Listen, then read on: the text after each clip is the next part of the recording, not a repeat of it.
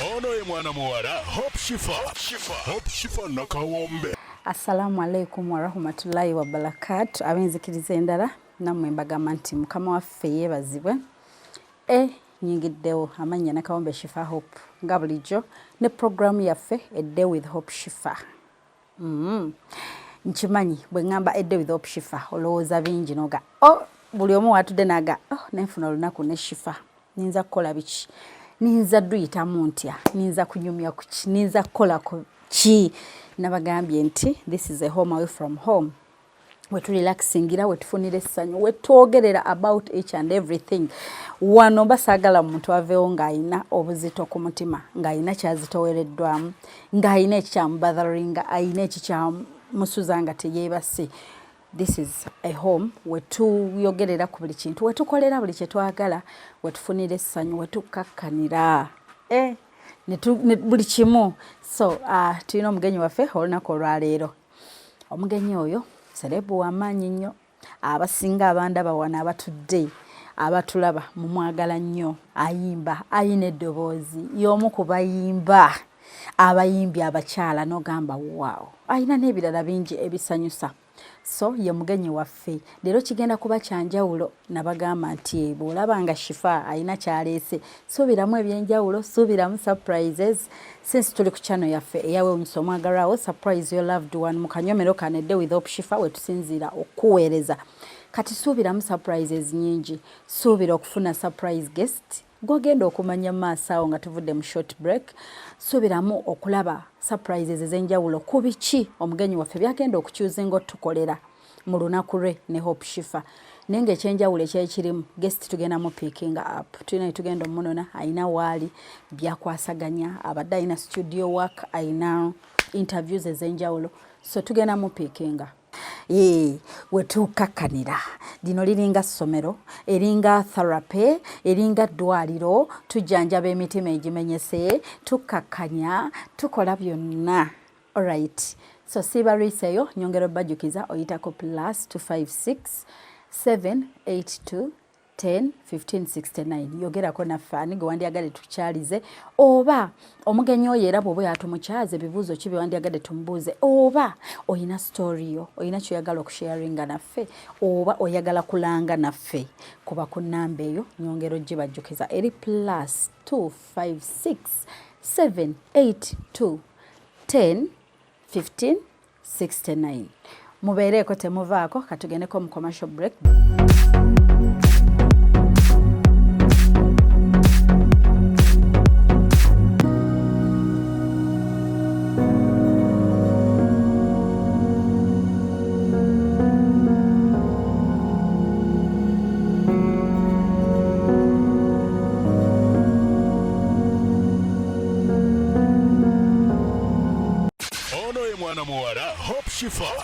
Hope Shifah nakawombe. Ate nsobola otindira emmere, nsobola okuteekako ensujju wano lumonde.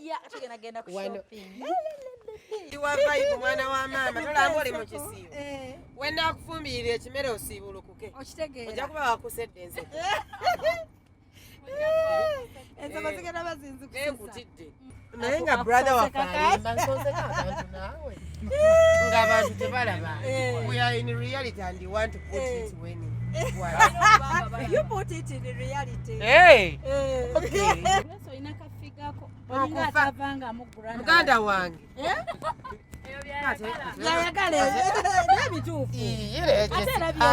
Ganya ngo omusumali nga gususse. Naye mukwano gwoyo gwe wali oyombesa ku ssimu mukyali okay with that friend of omujjukira. Yeah.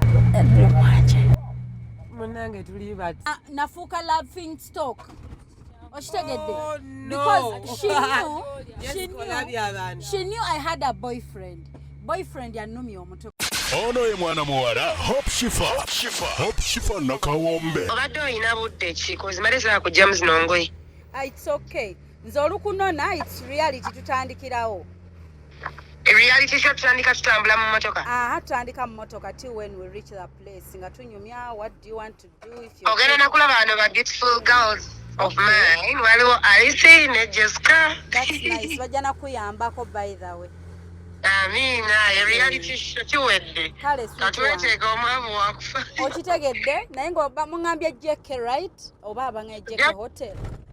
JK motel. Olaba tuka ku Forest Park odde ku mukono gwa kkono. Okay. Kale mukwano ndi ku express. Okay, love. Kanyango. Ajja mugenyi waffe yoyo atukubiddeko kitegeeza atulinze mawulire malungi. We are so humbled nti ahonalinze invitation yaffe. Tuli munona mubiwulidde yagitegedde ddasha agambye reality show no problem. Okay. So katumutuukeko tunyumirwa nesunze ayayaya. Nange njandabe kyagamba nti Shifah, I want to do this. Mumanyi there are things we've been missing out ku baserebu baffe oba ku bantu baffe ba socialite baffe.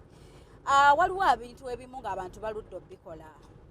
For example, nali kanegereze kunze nga ndi Uganda wano nze nali ndudde okuyimirira ebbali w'oluguudo n'encrossinga n'ensala oluguudo.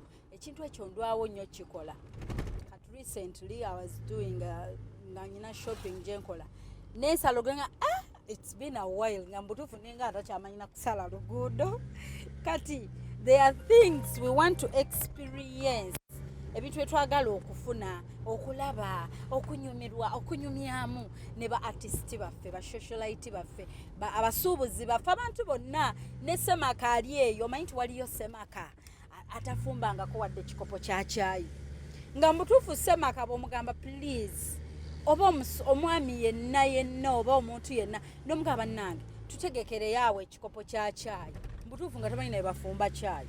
Ng'omuntu tamanyi bafumba ggi lya boyiro. Byonna tugenda biraba mu sheeno. Olinga kweggambe ebbanga lyamaze nga takunya ku lugoyi nga ddene ng'omuntu bannange okulimako ng'oli aganze Shifah simanyi naye bakwata nkumbi. So omuntu ng'aludde okwepenako okusamba kapiira okubuuka ku muguwa bannange ebyo natulwawo bikola tubimisinga kati twagala tulabe and there are people abalina those hidden talents ze tutamanyi ze tutalaba bulijjo. Oli kyayinza okukola n'ogamba serebu gundi naye abadde amanyi okukola kino. We've been missing that out. So musho yaffe eno edde with Shifah ebintu ebisinga ng'ebyo tugenda kuba tetubimisinga out. Alright, tugenda kuba tetukomawo tukyagenda mu maaso. Mubeereko temuvaako. Ciao. Love you guys.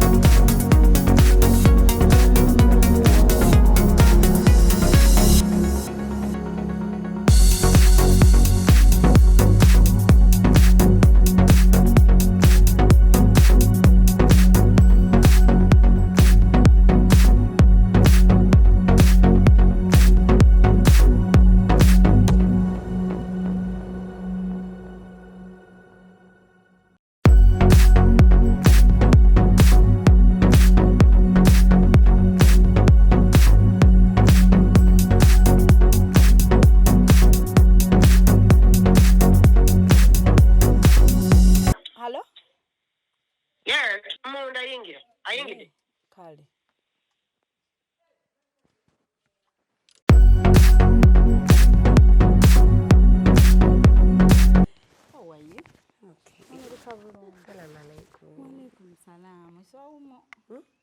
Swawumu Nkulaba munange. babes.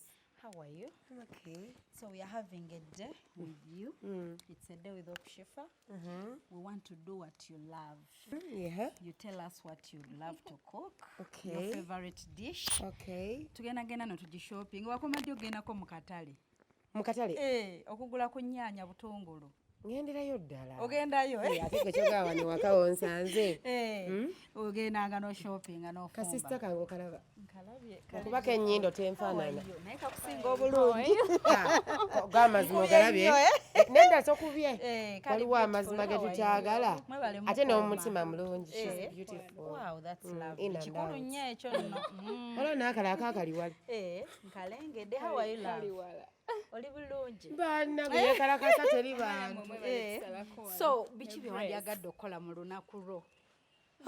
By'oludde okukola kyonna. Nimanyi mbu onfase nnyo. Byonna by'oludde okukola bye wandyagadde. Bye nandyagadde okukola. G'amazima mbeera nnyo ku run. Ndudde okufumba. Maybe okufumba. Esikana ki ekirala bannaye nga mbonaabona. Nedda Shifah nfase bufasi. Kati dish ki gye wandyagadde tufumbe nga bwe tunyumyamu. Tebansekerera. Kyonna kye bayinza okugamba. buli omu afumba bibye, buli omu alina concept ye. So yinza oba olina concept yo. How about anything? Owaayo buli kimu naye. Bwe kyewandyagadde tuliireko wamu. Tuliire wamu Yeah. Nedda, let's do amatooke amanyige. Nsobola okusiba omunyige. Yes, ndi Muganda. Omunyige bulungi n'enyiga ettooke n'ensaniika. Then nsobola n'enva ez'ennyama. Nsobola bulungi. Nga ziri mu boxi. Nsobola okusiba emmere n'ensibirako. Ono mwana we waffe Masaka. Ndiwe Masaka n'ensibirako bulungi. Then ate nsobola otindira emmere, nsobola okuteekako ensujju wano lumonde. Tugendagenda ku shopping. Wano neteekawo omuceere waggulu. Ate ennaku zo tetukyagulonda. Ogwedda twalonda. Waka tulina kuleka oyingire mu mbeera gy'oyagala. Kati by'oyagala tupreparinge ye shopping gye tugenda okukola. Naye onfase. Tukuguddeko ebyaffe bemanyi surprise. Kati yingira embeera gy'oyagala tukulinze wano tugende. So leave your car behind, tugende n'eyaffe tukuwambye olunaku lwaffe. Kati tugenda omulekeredde ng'omanyi okunyiga amato. Tugende tubalekere omuyambe. Kale sweet. Okay love, tubalinze wano. Yeah, it's a day with Shifah. Tuline Grace Can the Diva. Nabagambye omugenyi agenda kuba surprise tumupikinze wabeera. So we are taking tugendera mweno to shopping banange. Can't wait mukatale tugule yerondera ebirungo byayagala tufumbira embaza yagala nga bwe tunywamu awo ate tutuuke eri ku home yaffe we tugenda okulirakisingira tubere nga tetunyumyamu bye wandyagadde omumanyako byobadde tomanyi leave alone bye batera ofocusingako mu mawulire naye ayina ebibye ng'omuntu byandyagadde okuba ng'ayogerako byandyagadde okuba ng'asharinga nammwe. Yes, lwe lunaku olwaleero katumulindirire tugendeko mu bulanga ate tube nga tukomawo. We love you so much. Grace, how is Grana? Grana ali ku oxygen. Mulwadde? Sorry. Ate nnyo. Njamukulaga ne katsazi no wetumala wetunyira. Kuba mva ne mami. Ali saidi. Ali Masaka mtown. Bana. Yabadde ali yasalibwa yali. Tuluddeyo naye nsijja. Ojja n'oddayo. Ne baganda bange we go. Like that. Nami ne balizo omwana oyo. Omwana ono. Kwagala Grace. She's a sis from another mother. Kyensinga omanya ku Grace bamudisappointinze nnyo abamu abantu ababa cross. Abantu be. Nga bw'oba n'abantu n'okkiririzaamu ennyo ne bakudisappointinga. Wakula kati naawe. Wakula n'oyiga Grace. Kubanga okusooka I think nalina nnyo emikwano. Nedda sinzaagala nnyo nabo abanjagala. But mostly bwe oli bw'alaba omuntu nga alina ekimubaddeko oyo sisa nga akimanye omanyi kyakola nga atandika okuleeta obuntuntu obutendo probably sometimes tuyita butendo. What is butendo? Obutendo omuntu nga oyagala nnyo oba ngambe ntya okukwata munne ensobi ng'ate gwezizo ozibiikiriza 10 ezize kati gwe n'okola kamu kati n'olaba omuntu omulala oli Shifah kati bw'olaba omulala ng'ayogera ku Grace naawe n'obambira nga tomaze kulaba sayidi erindala kyeŋŋamba nga Grace omumanyi naye n'owuli amwogera kwa Grace ali bwati naawe n'oyongerezaako akola bati n'oyongereza akatekeno ate eyandiwolereza ate nga mukwano gwo ne munne nafuna nnyo emirembe nga nfunye emikwano emituufu omanyi bw'ofuna emirembe kwetaaga osooka obeereko n'omuntu olyoka ojajinga omanyi media sometimes etuvuga speed yes abatola n'ensobi naye eriyo omuntu nga tolina kujajingirawo nga tomaze kutegeera kyekyo Shifah kalungi akyongerako n'agamba nti bantu mmwe mwetaaga ne mubeerako nange ne musooka mumanya oyo mwagala nnyo mulyoke mugambe nti Shifah namulinaanako ne mwagala nnyo and she's the person who taught me how to love myself. Of course. Obudakiika obutono bwe namulinaanako n'ebigambo bye yaŋŋamba lwe nasooka otegeera nti abantu abamu tuwoza I love myself when you don't. Hayya oli omukyala yaŋŋamba ebigambo ne ŋŋamba seeyagalangako era n'enjira lwe nakitegeera bwe yaŋŋamba ebigambo bye in fact ye okwogera nange muntu yali agenze yali alaba omuntu tried sharing a friend yoyo ngangeya nnyo nga buli wabaawo agamba Shifah yoyo eyesiba ku gundi Shifah yoyo abeera we batamwagala. By the way sis kankubulyeko Jesse oli mukono gwange nnyo twafuuka baluganda kuba tuludde naye nze kasooka nkubulyeyo Shifah ekintu kimu kwoyo omwana simusudia amanyi kubanga ate tokyogera olw'okuba ye waali nkumanyi oba straight olunaku lwe nasooka okumulana kimugambirawo ne mugamba you are a beautiful girl with a golden heart nti kati olaba kati ngaffe abayimbi tubeera awo nolowooza mbu bayimbi banno bakwagala nnyo okitegeera yes nkitegeera abo abaana tuli mu mulimo gwe gumu okitegeera kati nze nalwo kibuuka nenjomubiri mulimu abalungi naye babeera ku ngalo babanga babiri okitegeera I'm not saying nti tebabeerawo but olaba Shifah kankubuulire and ensi eri complicated. I was still telling you about that girl when I met her yali amanyiko bingi yes ng'abirabye abiwulidde ate era mu kumumiitingira namumiitingira mu ssaga yayita kumanyiiko bingi nga gwe gwalinaanye yali akuwuliddeko bingi kati muntu ng'oli mu ssaga ate n'omukunsanga nansanga nga gatuli era ndi munyina we nali nkayanira and this girl was like era neewuunya nnyo omuwala omulungi ye n'akuwa obudde akuwulirize nampuliriza n'atanjajinga nsooka ne ŋŋamba what is that then oluvannyuma ennyo tubeerawo oba tugeze nga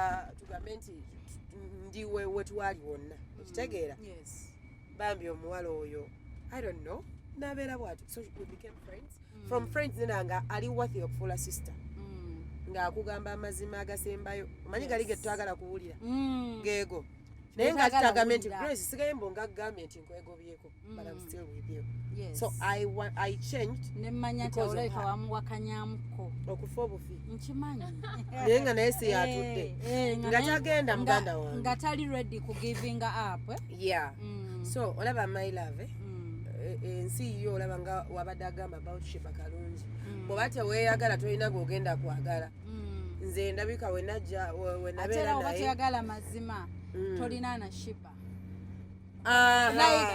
akugamba mbadde nkubulya incident we nali naano omukyalo oyo kati omuntu omu eyantwalayo we shared a friend kumbe friend ataŋŋamba mperekeraako ewa Shifah kumbe angeyangayo nafuuka laughing stock okitegedde because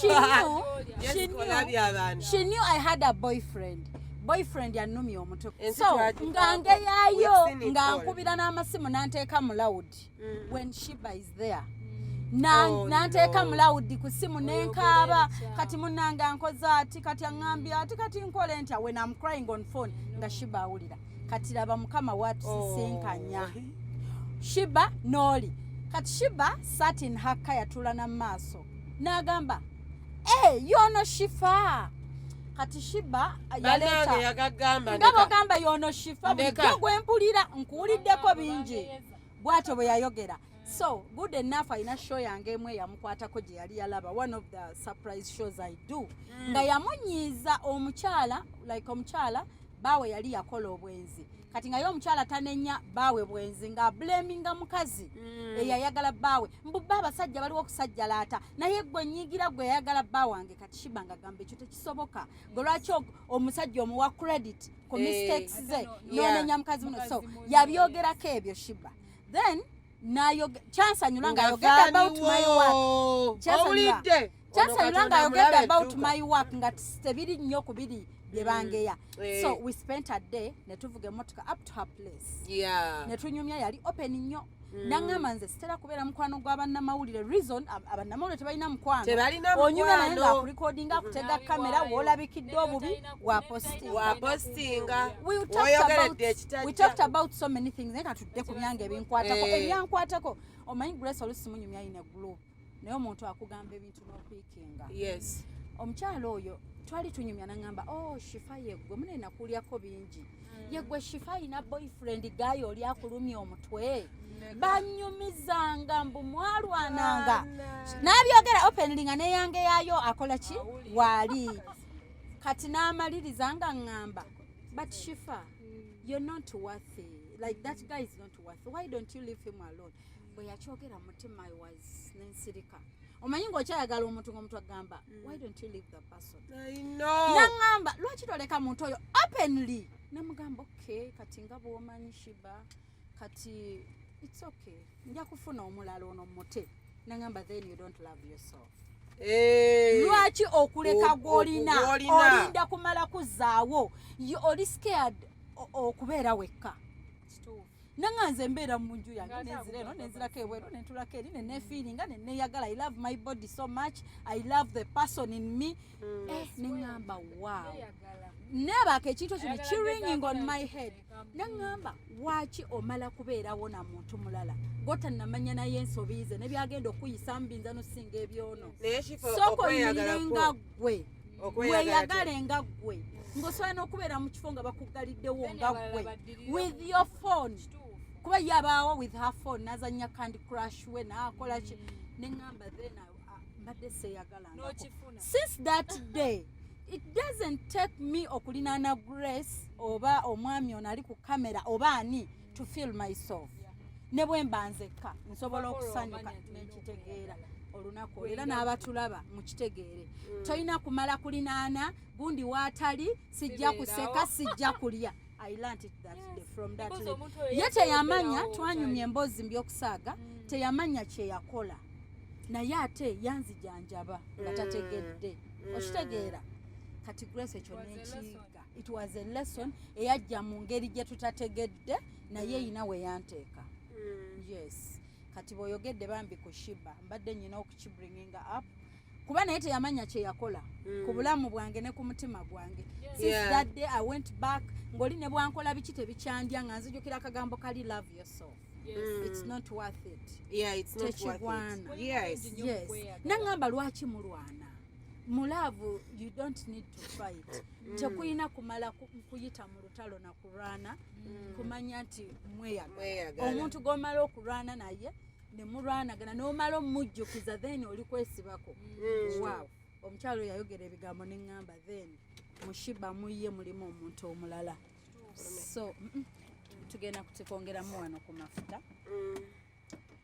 tugenda nno mu katale e Busega sina buzibu tugenda kyama mu katale e Busega tushopinge then tukwate express to Buziga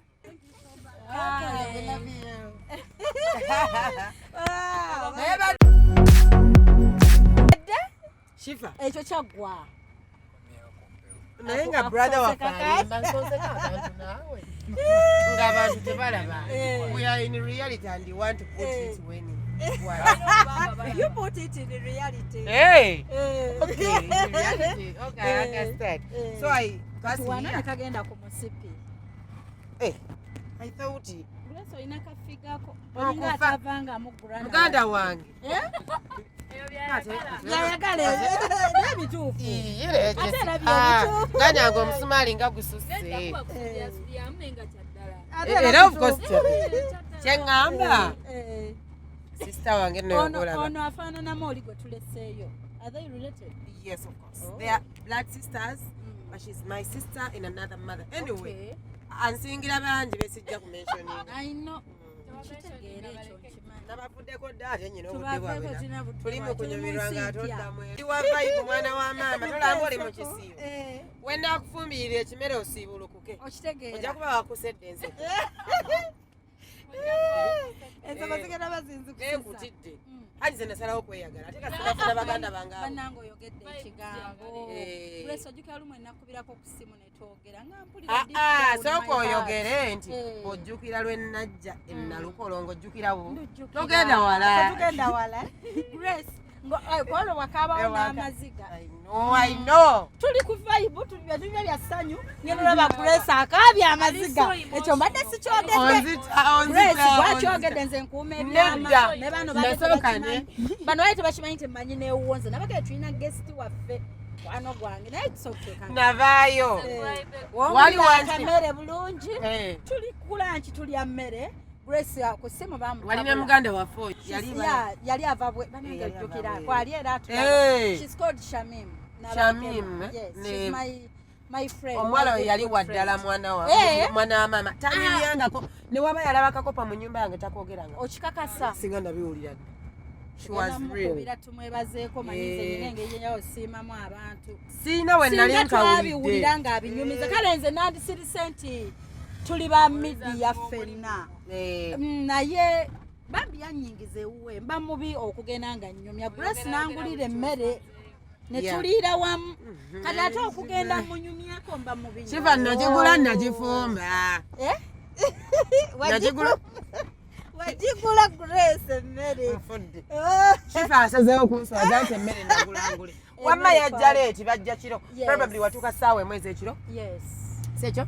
Ate nga nali nkuexpectinga ssaawa 8. Nensuuka leeti.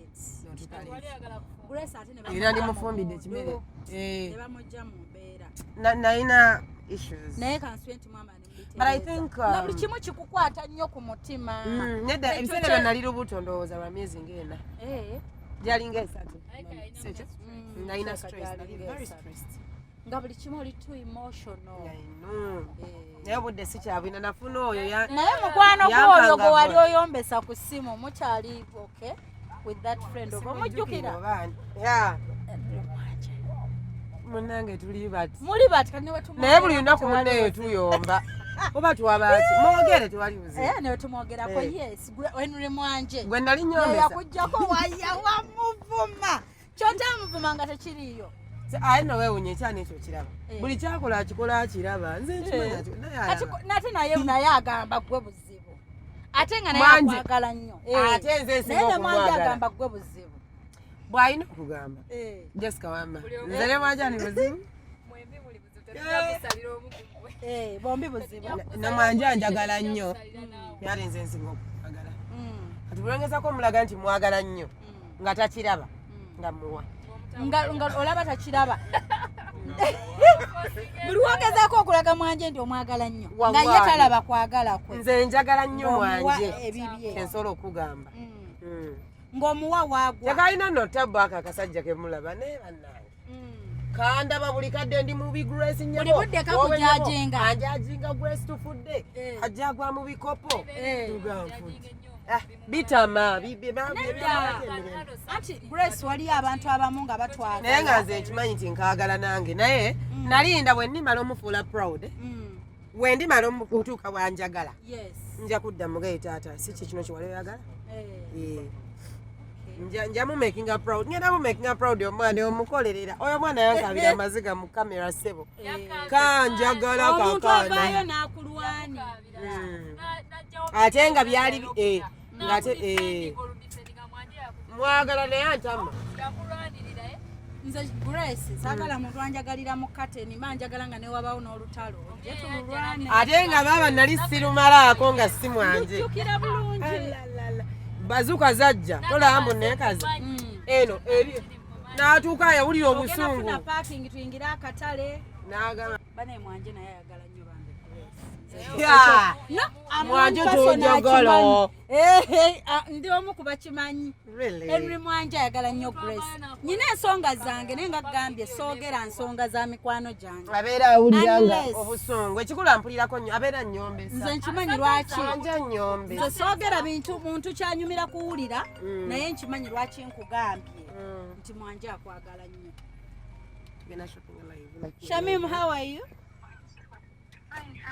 Fine. Oli tugenda vaamu naye ono Grace ndine Grace Kani wano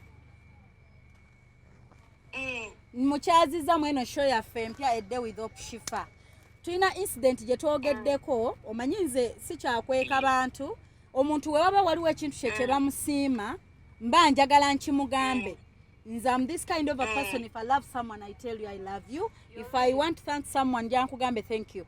This girl, by the way, nagende Dubai nantegekera Abu Dhabi surprise. Wow, oh my God. Grace abadde akusiima nti wamulaba the first day twakyala ojjukira omuntu ampise ne mutwalira omugenyi gwateetegekedde. Naye ali kwebaza nti that day twamusanga alina ebizibu bye yali ayitamu. Takiwulirangako wantu wonna. Nti oba wasanga kakopo.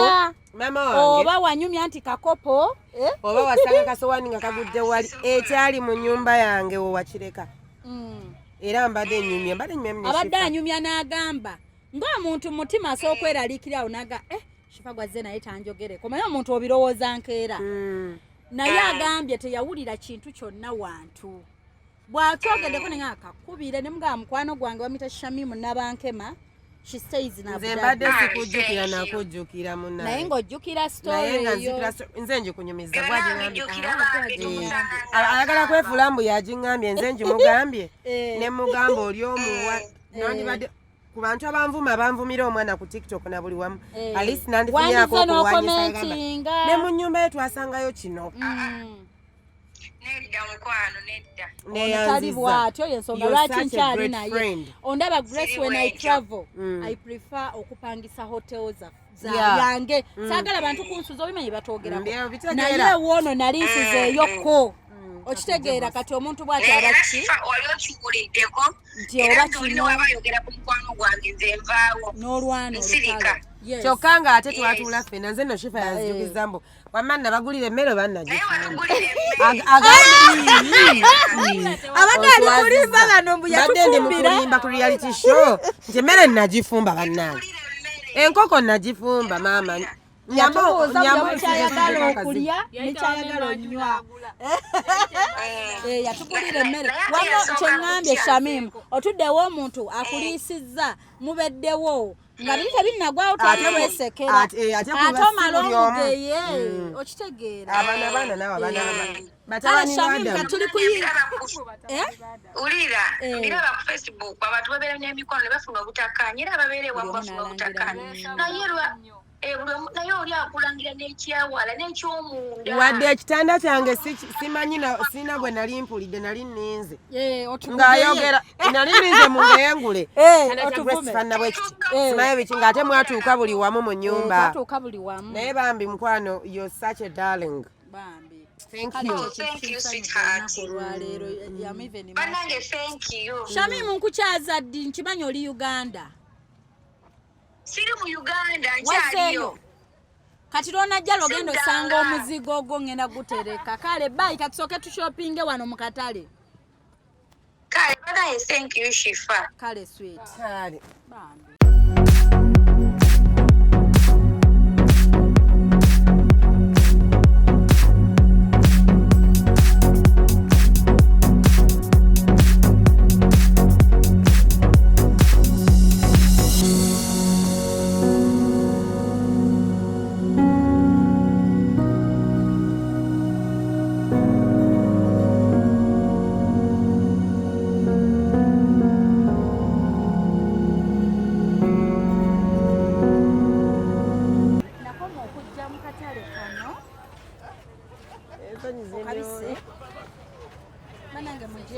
Grace gwalonda we Sinze darling. shopping.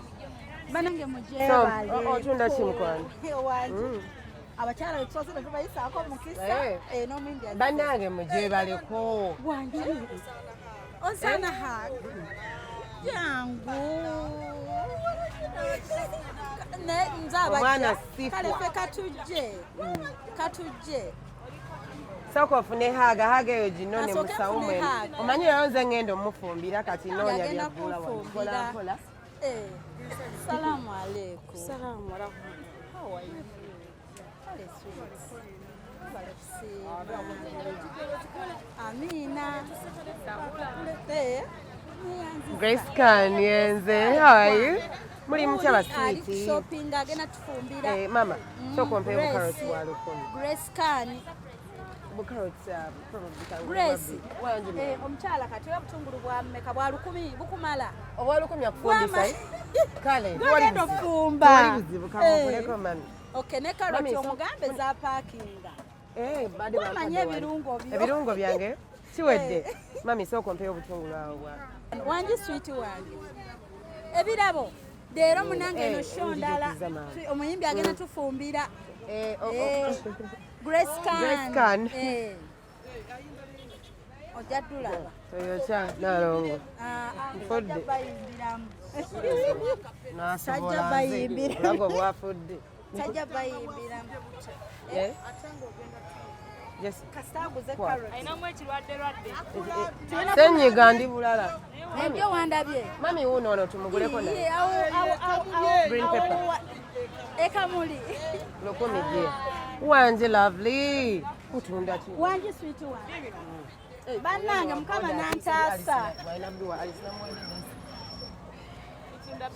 Pepper biringanya. Kandabe ebirungo bya Grace Kani. Ebirungo byange. Funa akaveera akalala. Bajja tufunye akagazi. It's okay. Kye kirala kyoyagala. Ennyanya. My love.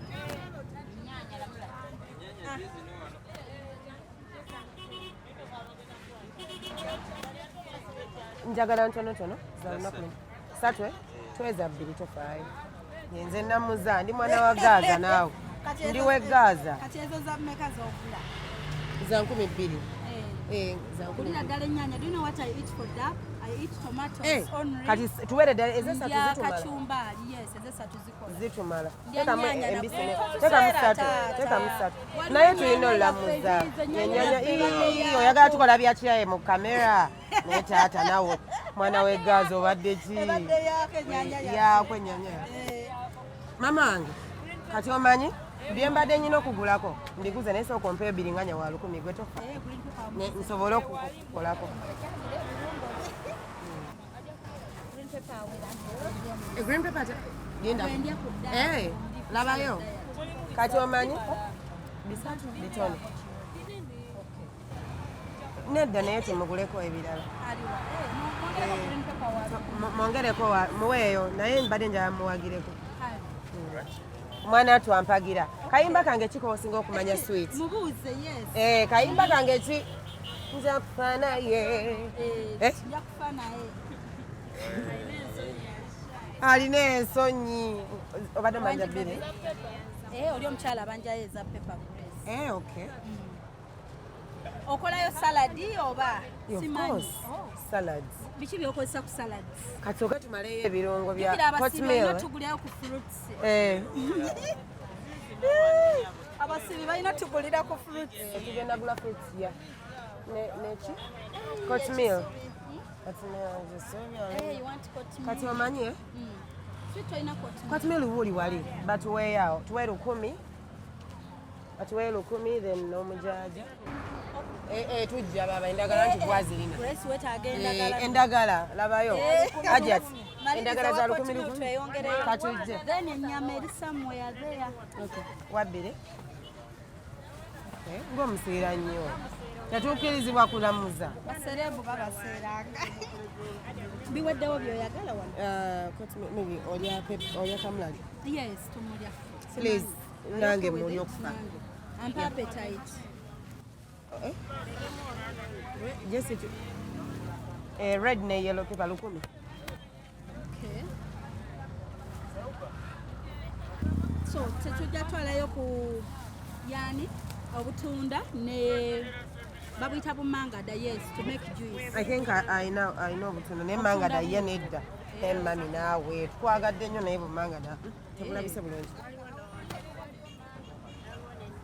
yuno ati wemmangada weyo 2 wali 3 wano tongamba mbwe tekitukoze kutoto tubaye tuyankwata express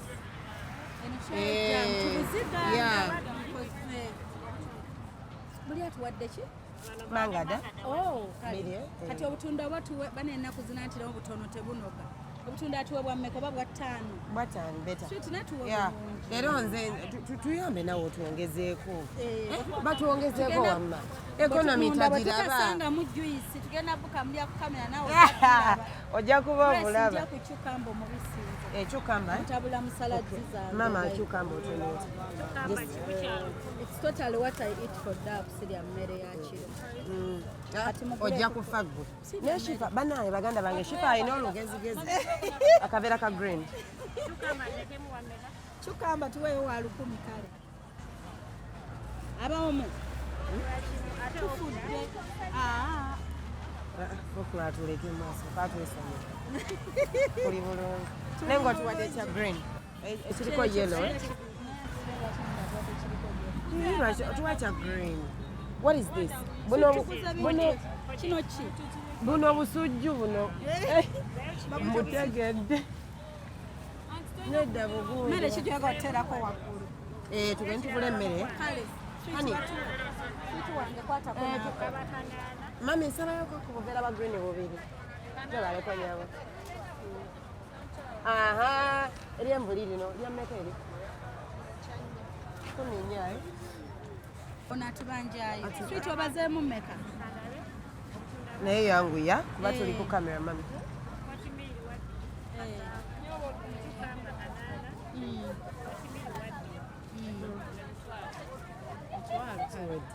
gwanguye oweryemba ogenda kugula wali maila agamemeka 4 buno ate nno kuliko neryembu lyaffe eribulako kuliko limu erikyaliiko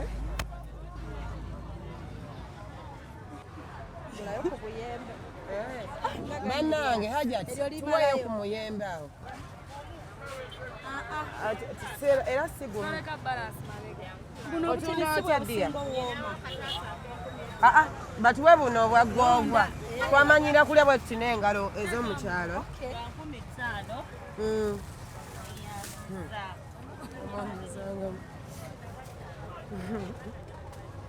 kibadde kitusse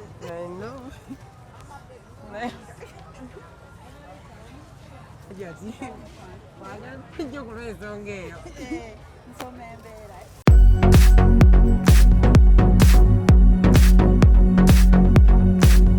obulonzi obwo bandituwadde obuno ndaba bwe butali munnyogigize Grace oprefaringa kufumbira ku sigiri ku gaasi ku nku omwami kayita omusembera ku gaasi of course naye lwakwanza bwe mala okufumbira ku gaasi mala ate naye nteeka kasigiri n'emboobezaamu okitegeera kuba gaasi ye nawe omanyi wakuvuga sipiidi atutwala twagala basiibi kutuuka nga tebinnajja katulafuna ndagala matooke ebyayi towerabira kino ekiki ekikolokomba wansi era tulina kuyiyiza amatooke tuyinayo gyegaliye kiwedde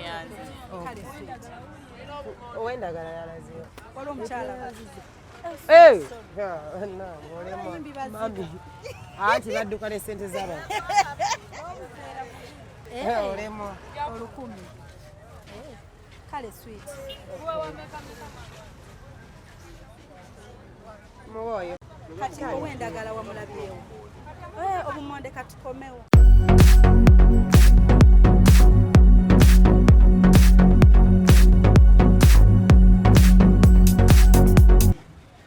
tuze nendagala zolinanga zikunkumuse nokunkumukazi kunkuze ye nalongo yagala tukuwagire naye olimba endagala zituwekezizigira ne tutuukiriza kye tusuubiza. Saagala nnyinyi ezinyiga emmere y'omukyalo Omuganda Grace Kane agenda kufumba. Ziri mmeka ezo? Ozinguza mmeka naye nsaliraako. Kiwedde. Ate obumonde obulwadde tulinayo. Grace ogenza ekyuma kino kifumita. Siyinza kugenda. Ebimu gundi aliwa ebimu ekyogenda ekikolokomba kituyize. Ekyogenda kituyize. Manyi kimuti yasinga obulungi abasigadde tondetera nze ngenda kufa naye. Ate okuma omuliro mbantu nimbira gwe wekka mukama. osanyuse nnyo.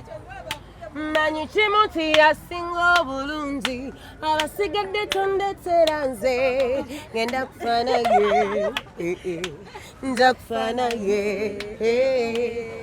Naye yani gwafa naye amutugambe amutume gwawuwo owuwo mutumireko gwofa naye. Kati wamusiibe musiibulukike naawe. Wasiiba ekintu ekizibu. Thank you Hajati. You are who? I'm a Catholic. You are Catholic. Nva kukuba wano vibe ate towulidde. Kankuyimbiremu. Kyosaba kyenja okuwa ddale tomagamaga bebi nsumululo suna njagala nkuyimbire ng'ozina nsaba kuyimbira abantu batalina vibe. Ne bwe nsiiba n'ensula nze ng'olina ng'egyo nsula. Alright, ennyama ennungi tugigulawa.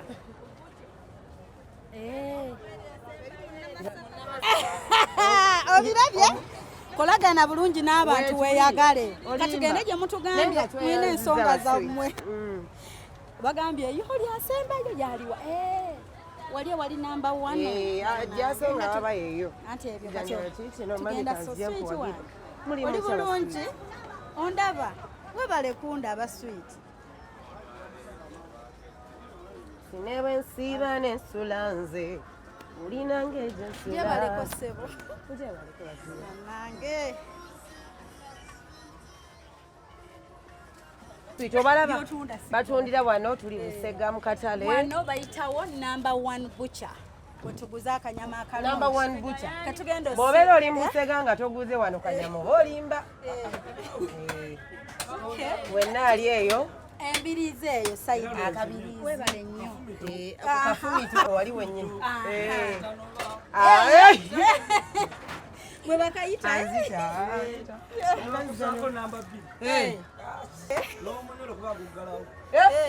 Addemu ako kafumito. Kiki bayita akafumito? Nnyama oba omukazi atanoba? Omukazi tayinza kukola ki? Omukazi tanoba. Bukya bagiyita namba emu. Bwe kityo. Namba emu bukya. Omukazi tanoba. Omukazi omuwa akafumito tanoba. Kati otutemedde kafumito. Grace okitegedde? Nkitegedde. Ogenda tufumbira akafumito. Akafumito kenyini ate tayinza kunoba. Aye kati ngenda kufumbya waddadde wakeewuwo. Mpozi wano eri ku mmeka wano ennyama? Yambadde manyi tuzze mu katale nti awe n'abako nga kugumu 3. Ayagadde naawe ati talabye baserebu byalabye Hope Shifah. Alabye Grace Omwana ono bannange omwana oyo ateze mumanyi. Nesunze yuuyo yambadde ki? Uganda Crane. Kinyuma. Kinyumirayo. Olina customer care yankwagadde muganda we. By the way, customer care yetukomezaawo. Yetukomeza wano.